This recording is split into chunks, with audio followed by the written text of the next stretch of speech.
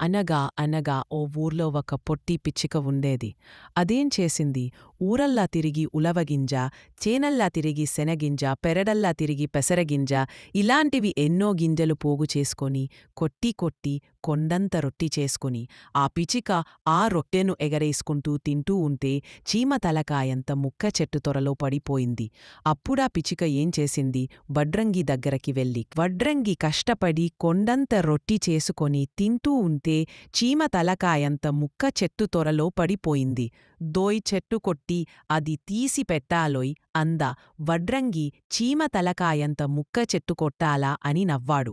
అప్పుడా పిచికకెంతో కోపం వచ్చి తిన్నగా రాజు దగ్గరికి వెళ్ళి, రాజుగారు, అతి కష్టపడి కొండంత రొప్పి చేసుకొని తింటూ ఉంటే చీమ తలకాయంత ముక్క చెట్టు తొరలో పడిపోయింది, తీసి పెట్టమని వడ్రంగినడిగితే తీయ అన్నాడు. వడ్రంగిని దండించు రాజా అంది. రాజు కూడా నవ్వి, ఇంత చిన్న పనికి వడ్రంగిని దండించాలా, దండించను పో అన్నాడు రాజు. అమ్మా, వీడి పని ఇలా ఉందా అని ఆ పిచ్చిక వెంటనే లేళ్ల దగ్గరికి వెళ్ళి చెప్పిని. చెట్టు కొట్టమంటే వడరంగి కొట్టనన్నాడు. వడరంగిని దండించమంటే రాజు దండించలేదు. రాజుకు ఉద్యానవనమంటే ఎంతో ఇష్టం. అది పాడు చెయ్యండి లేల్లు అంది. ఈ చీమతలకాయంతా రొట్టిముక్కకి చక్కపి రాజుపూలతోట పాడు చేస్తామా?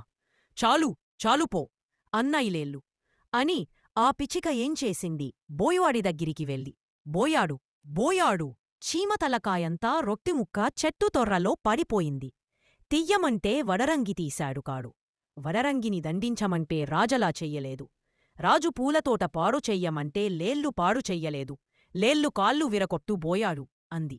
ఇదంతా విని బోయివాడు, ఈపాటి భాగ్యానికి చెంగుచెంగని గెంతే లేళ్ల కాళ్ళు విరకొట్టనా? బాగానే ఉంది, వెళ్ళు వెళ్ళు అని పంపేశాడు. పిచికి కోపమెకువై ఎలక దగ్గరకు వెళ్ళి, ఓయ్ ఎలక, ఓ సహాయం చేసి పెట్టాలి. చీమతలకాయంతా రొట్టిముక్క చింతచెట్టు తొర్రలో పడిపోతే తీయ్యమంటే వడరంగి తీశాడుకాడు. వాడ్ని దండించమంటే రాజలా చేశాడుకాడు. రాజుగారి పూలతోటను పాడుచెయ్యమంటే లేళ్లకాళ్ళు విరకొట్టమంటే బోయ్ విరకొట్టేగా. పిల్లిబావా, చీమతలకాయంత రొట్టిముక్క చెక్కుతొర్రలో తీయమంటే వడ్రంగి తీసేదుకాడు. వడ్రంగీని దండించమంటే రాజలా చెయ్యలేదు. పూలతోట చెరుపమంటే లేలలా చెయ్యలేదు. లేలకాళ్ళు విరొక్కొట్టమంటే బోయ విరగొట్టాడు కాదు. బోయ చెప్పులు కొరకమంటే ఎలక కొరికింది కాదు.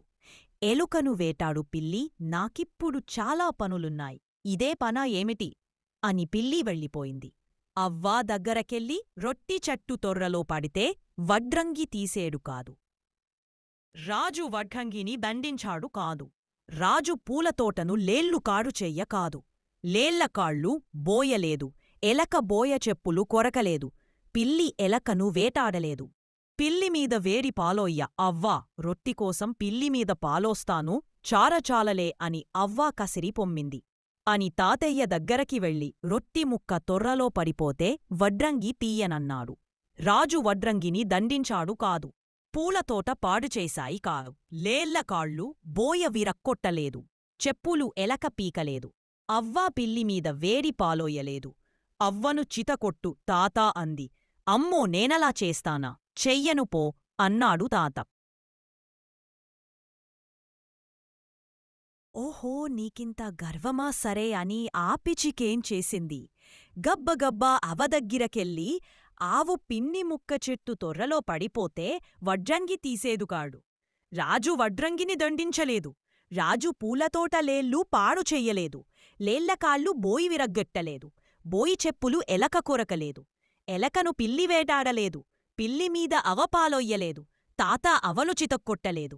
తాత పాలు తీయదానికొచ్చినప్పుడు ఫెడీమని తన్ను ఆవు అంది. అబ్బే, నేనలా చెయ్యను సుమా అంది ఆవు. అప్పుడు పిచికు విచారిస్తూ ఏడుస్తూ కూర్చుంది. ఇంతట్లో ఓ ఈగ ఆ దారమట్ట వెడుతూ, ఏ పిచికా ఏడుస్తున్నావంటే చెప్పి ఉపకారము చేసి పెట్టమని ఈగ వెంటనే వెళ్ళి ఆవు చెవులలో దూరి అల్లరి చేసింది. బాధ భరించలేక తాతని తన్నింది. తాతకి అవని కొట్టాడు. అవకు పిల్లిమీద వేడిపాలోసింది. పిల్లి కోపం కొంది ఎలక వెంటపడింది. ఎలక బోయి చెప్పులు కొరికింది. బోయి కోపం తీర్చుకోడానికి లేళ్లకాళ్లను విరగకొట్టేడు. లేళ్ళు కోపంగ తోటను పాడుచేసి రాజు వడ్రంగిని శిక్షించేడు. వడ్రంగి చెట్టును నరికి తొర్రతవ్వి రొట్టిముక్కను తీసి పిచికు చేతిలో పెట్టాడు. పిచికు ఎగవేసుకుంటూ ఆ రొట్టిముక్కను కమ్మగా తిన